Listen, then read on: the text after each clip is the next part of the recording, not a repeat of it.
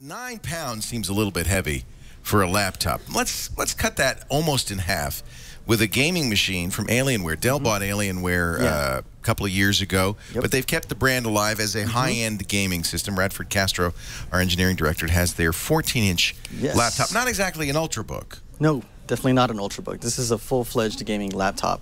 Only thing is that this is at 14 inches versus like the 17 inches. It's a real small screen for a laptop gaming. Yeah, it still runs 1080p, you know, so you're 1920 by 1080 or 1020. And, you know, speed-wise, it's fast. But here, I just want to point out some stuff. I mean, that's kind of funny and cool at the same time.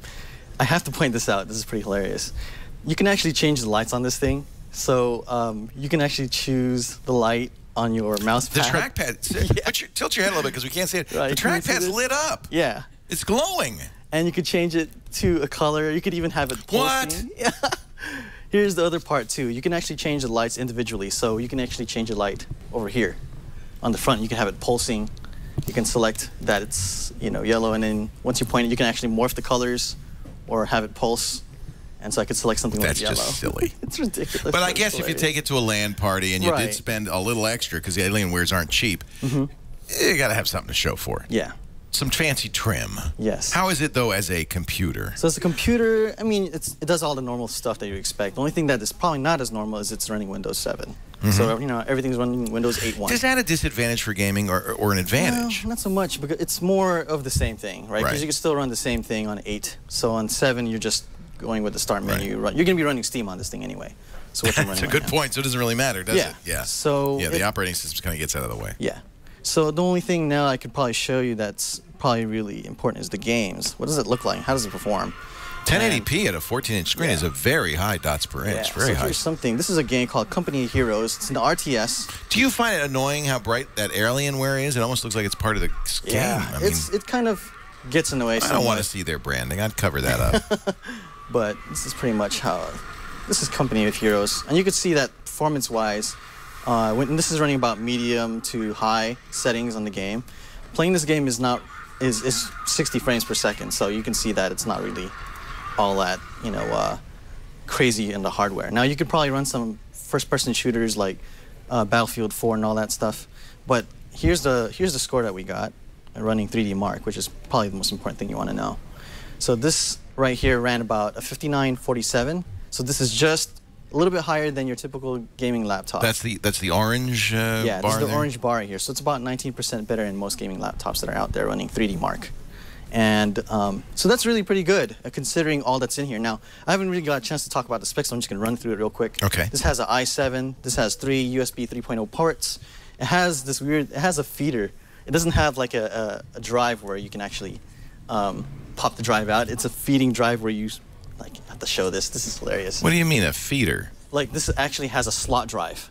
Oh. So you actually... I haven't seen those in a while. Yeah, I haven't seen those in a while either. So you have to eject it through, you know... software. Through software, yeah.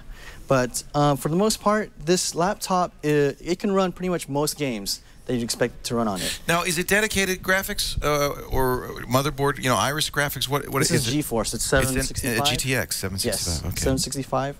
And it runs really well. I mean, I'm just going to go back to this game again.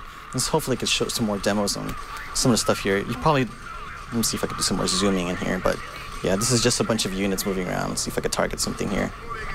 Yeah, so you can see that. It's really not so... This isn't a super challenging game, Yeah, it's not a super challenging game in terms of like pushing its performance.